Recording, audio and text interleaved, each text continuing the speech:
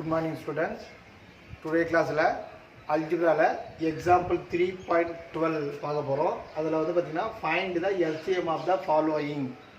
அதுல இந்த 3.12 ல செகண்ட் சம் பார்க்க போறோம். 5x minus 10, 5x square minus 20 ன்னு கொடுத்திருக்காங்க.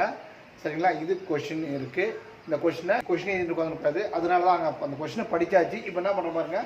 solve given that ன்னு கொடுத்துட்டோம். solve given that கொடுத்துட்டோம். எடுத்து எழுதி பாருங்க. 5x minus 10. Then another one 5x square minus 20. To find யார் क्वेश्चन கேக்குறாங்க? LCM equal to question mark. ஓகேப்பா?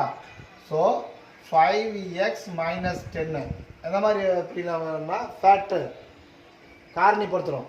எப்படி பாருங்கன்னா இது ரெண்டுல காமனா பார்த்தோம்னா 5 காமனா இருக்கு. அப்ப 5 எடுத்தாச்சு. இந்த x அப்படியே இருக்கும். 10 எத்தனை 5 இருக்கும்? 2 5 இருக்கும். அதனால -2. சோ நெக்ஸ்ட் வரும் 5x square -20.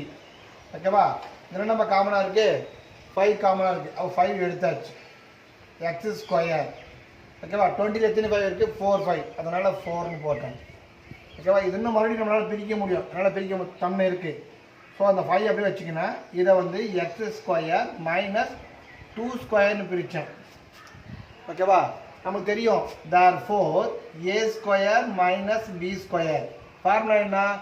a plus B into A minus B. So அதனால நம்ம அதை பண்ணலாமா?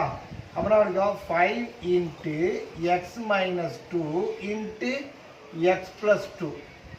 ஓகேப்பா? இப்போ நம்ம யாரை கம்பேர் பண்ணணும் அப்படின்னு பார்த்தோம்னா இவங்க ரெண்டு பேரும் நம்ம கம்பேர் பண்ணணும். என்னென்ன காமனாக இருக்கு பாருங்க. 5 காமனாக இருக்கு. நெக்ஸ்ட் என்ன காமனாக இருக்காங்க? எக்ஸ் மைனஸ் 2 காமனாக இருக்காங்க. காமனாக இல்லாமல் யார் இருக்கிறாங்க? X plus 2. ஓகேப்பா?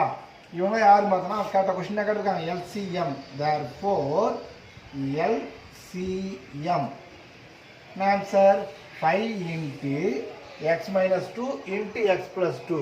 ஓகேப்பா? புரிஞ்சுதாப்பா? புரியல அப்படின்னா கமெண்ட்ஸ் பண்ணுங்க. மறுபடியும் நான் ஒரு மாதிரி தெளிவாகவும் நடத்துகிறேன். ஓகேப்பா? தேங்க்யூ.